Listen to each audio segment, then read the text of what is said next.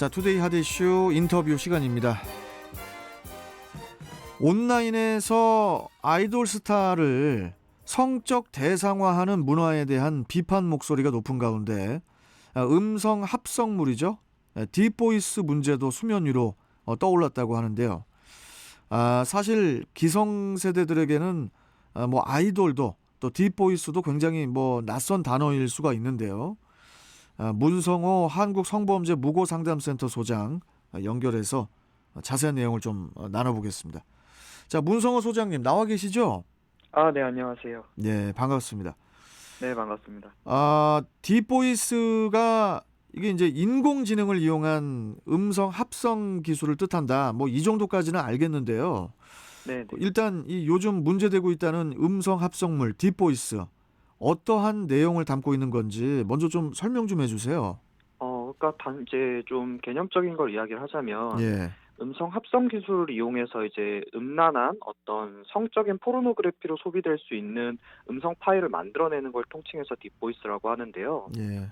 이제 주 피해자들이 이제 보통 우리나라 남성 아이돌들이 주 피해자들이고 꼭 남성 아이돌뿐만 아니라 뭐 배우라든지 운동선수라든지 이런 좀 광범위한 방송 매체에 등 이제 나오시는 분들을 대상으로 이제 되고 있고 주로 이제 보통 음성이 이제 뭐 아이돌이 어떤 예능이라든지 뭐 아니면 드라마라든지 아니면 본인들의 이런 음악 같은 데서 나오는 이제 음성 파일을 짜집기를 해서 예. 이것을 마치 뭐 신음소리라든지 예. 아니면 어떤 뭐 야한 말을 하는 거와 같은 음성으로 이제 만드는 기술인데 예전에는 이제 이게 기술이 그다지 좋지 않다 보니까 뭐 억지로 만들어 봐야 뭐 굉장히 어색한 음성이 될 뿐이었지만 요즘은 굉장히 매끄럽게 자연스럽게 이런 음성을 만들어내서 이걸 또 다시 이제 포르노에 합성을 해서 보는 참. 이런 식으로 소비되고 있는 범죄입니다.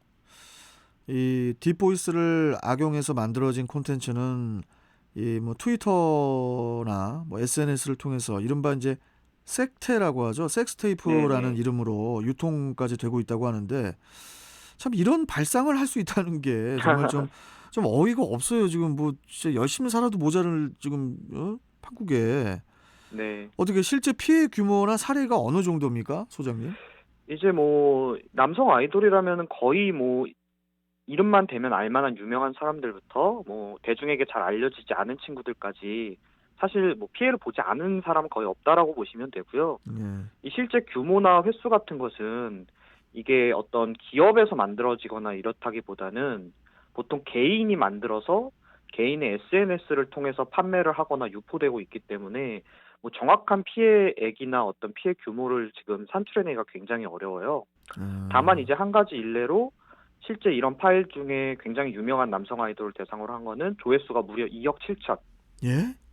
2억 7천 조회수가 나올 정도로요. 그러니까 전체 조회수를 합친 게 아니라 그러니까 한 야, 작품의 조회수를 합친 게 2억 7천 정도가 넘는 조회수가 지금 나오고 있습니다.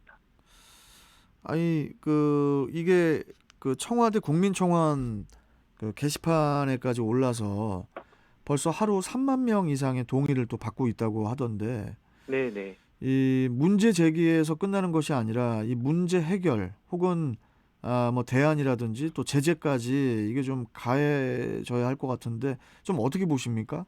네, 이게 이제 20만 명 청원 동의를 넘어서 이제 뭐 청와대 답변을 기다리고 있는 상황이고 이게 지금 현행 법에 있는 뭐 정보통신망법이라든지 뭐 성폭력 특별 처벌에 대한 특별법이라 특례법이라든지 이런 사실 이미 있는 법안으로 충분히 처벌이 가능해요. 아, 그래요? 처벌이 가능한데 예. 이제 몇 가지 문제점이 뭐냐면 이게 SNS를 통해서 공유가 되다 보니까 예, 예. 이 가해자를 특정하는 과정이 조금 어려움이 있어요. 가해자 아까 뭐 아이돌 말씀하시고 하셨잖아요. 네, 그 이제 피해자. 아, 그건 피해자. 피해자가 아이돌인데 그건 이런 피해자고. 작품을 만들고 유포한 가해자를 특정하는데 최초 조금 어려움이 가해자를 있고 구별하기가 쉽지가 않다. 네, 그리고 이제 두 번째로 사실 그래도 이제 우리나라 이런 사이버 범죄팀 같은 게 발전이 많이 해서 예. 수사팀에서 의지를 가지고 수사를 하면 사실 찾아낼 수가 있는데 예. 아무래도 이 피해 대상이 이제 여성 아이돌보다 남성 아이돌 위주의 피해이기 때문에 어. 아직은 이제 우리 사회가 남성이 피해자인 성범죄에 대해서는 아직은 조금 이 대응이라든지 음. 이런 수사를 해나가는 과정이라든지 이런 게 좀 약하게 돼 있어서 지금 아직은 조금 피해자들이 제대로 이제 구제받지 못하고 있는 실정입니다. 뭐 또 연결되는 질문 같은데요. 이 네네.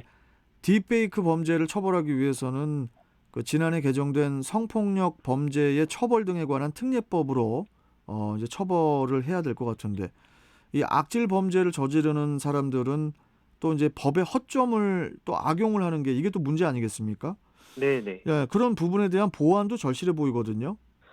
사실 지금 법안 같은 경우에는 저희 이제 대한민국의 이제 성범죄 처벌 같은 경우에는 피해자 중심주의 위주로 되어 있기 때문에 예. 사실 법안에 어떤 허점이 있어서 처벌을 못하는 건 아니에요. 음. 어디까지나 이제 성범죄라는 기준이 피해자가 성적 수치심을 느꼈느냐, 예. 피해자가 이것으로 인해서 본인이 성적으로 뭐 조롱을 당했다든지 뭐 수치심을 느꼈다든지 이런 게 기준이 되기 때문에 현행법으로도 사실 충분히 처벌이 가능한데 음. 이전 답변과 마찬가지로 이게 아무래도 남성 대상을 위주로 여성이 가해자인 이제 보통 성범죄하고는 결이 좀 다른 게 그러니까요. 되게 보통은 이제 예. 남성이 가해자이고 여성이 피해자인 경우가 그러니까요. 성범죄는 사례가 많은데 이런 딥페이크라든지 딥페이스 같은 경우는 주로 남성 아이돌들을 대상으로 여성분들이 이제 가해자의 입장이기 뭐 때문에 알패스라는 것도 있던데요. 알패스? 네네 이제 알페스 같은 경우에는 이런 남성 아이돌들을 주로 대상으로 이제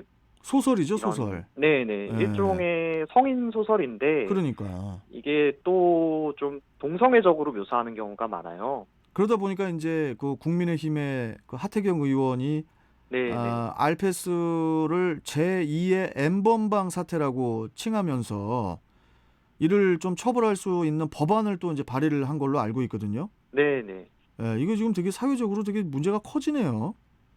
뭐 아무래도 이제 기존에 이제 처벌을 위주로 해왔던 뭐 어떤 영상 매체라든지 이런 음성 매체라든지 이런 게 보통 여성 가해자 아니 여성 피해자들을 이제 돕는 데 위주로 맞춰져 있다 보니까 예. 이런 남성 피해자들이 발생했을 때는 아무래도 아직은 좀 과도기적인 측면이 있어서 더 논란이 음. 되는 것 같습니다. 아니 진짜 저 남성 아이돌 목소리를 짜깁게 해 가지고 그걸로 뭐 판매도 하고 네.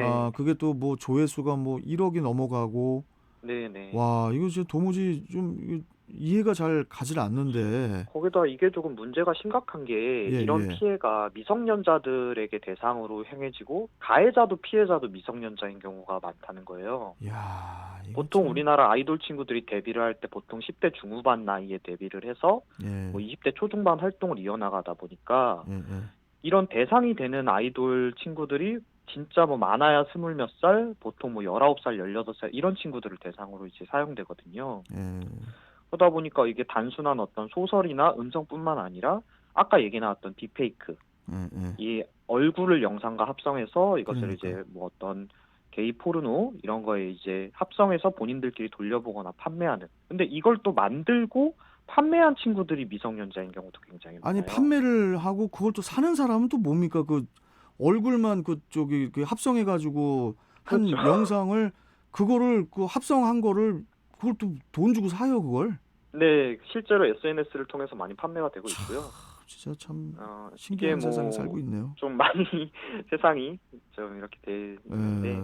많이 안타깝고 사실 그래서 우리나라의 이런 사이버 성범죄를 이제 대응하기 위한 수많은 단체들과 기관들이 있는데 예. 보통 이런 단체들이나 기관들이 여성 피해자 위주로 맞춰져 있는 경우가 많아요. 그러니까요. 예, 참 그러다 보니까 그런데 이게 이런 남성 피해자들의 사건에 대해서는 좀 올바르게 대응하지 못하는 경우가 많다 예. 보니까 아직은 조금 실제 피해 사례들이 더 많이 늘어나고 있는 실정입니다. 뭐 그런 가운데서 우리 소장님이 소속해 계신 이 한국 성범죄 무고 상담 센터 같은 이런 기관의 역할도 되게 좀 더 커져야 될 것 같다라는 그런 생각이 드는데 이 부분에 실제로 대해서는 이제 어떻게 예, 생각하세요? 예. 실제 뭐 저희 단체 같은 경우에는 원래는 이제 성범죄 피해자를 돕는 단체는 아니고 아, 그래요? 저희는 원래 억울하게 성범죄자로 몰린 분들을 아, 돕는 그래서 단체였는데 무고 상담 네네. 센터군요. 그래서 이제 보통 이번 사건 같은 경우도 저희가 관심은 가지고 있었지만 원래 우리나라는 뭐 사이버 성폭력 상담 센터라든지 뭐 해바라기 센터라든지 이런 성범죄 피해자들을 돕는 단체들이 많았기 때문에 예. 뭐 이런 분들이 알아서 뭔가 좀 피해자들을 도와주시지 않을까 기대를 했는데 네. 이런 단체들이나 기관 같은 경우 대부분 여성 피해자들 위주로만 활동을 하셔서 네. 저희가 이제 업무 특성상 성범죄에 대해서 전문적인 법률 지식을 가지고 있는 단체다 보니까 예. 좀 도움을 주실 것을 좀 요청을 많이 받아서 예, 예. 이렇게 좀 도움을 드리고 있습니다. 아, 참 세상이 그 너무 많이 바뀌어 있다 보니까 네. 앞으로 이 사이버 범죄, 디지털 성범죄라든지 뭐 여러 가지 이런 것들도 진짜 되게 그 이해하기 어려운 그런 범죄들이 일어나고 또 그거에 대한 또 법 기준도 또 마련이 돼야 돼서 또 법안도 발의가 되고 참 복잡합니다 요새. 예? 네, 물론 법안이 마련되는 것도 중요하지만 이 네, 법안을 실행하는 수사기관이라든가 이런 부분, 이런 쪽에서 이 법을 실행하는 네, 입장에서 네. 좀 제대로 올바르게 가해자들을 처벌하고 색출하고 해야 하는데 그렇죠. 이게 아무래도 아직은 좀 과도기적인 측면이 그런 것 있어서 같습니다. 예, 이런 좀 허점이 있을 수밖에 없는 지금 구조라서 예. 이제 좀 앞으로 이런 피해자들이 더 생기지 않도록 이런 구조적인 개선이 필요한 상황이라고 생각합니다. 여하튼 이 딥보이스 이게 이제 곧 인물의 이미지뿐 아니라 명예까지 훼손하는 큰 범죄이기 때문에 좀 빠른 시일 내에 그 수사가 또 이루어져야 할 걸로 보여집니다. 자, 오늘 말씀 잘 들었고요, 소장님. 네, 또 다음에 감사합니다. 또 뵙도록 하겠습니다. 네, 고맙습니다. 감사합니다. 예. 자, 지금까지 문성호 한국성범죄 무고상담센터 소장과 함께 이야기 나눠봤고요.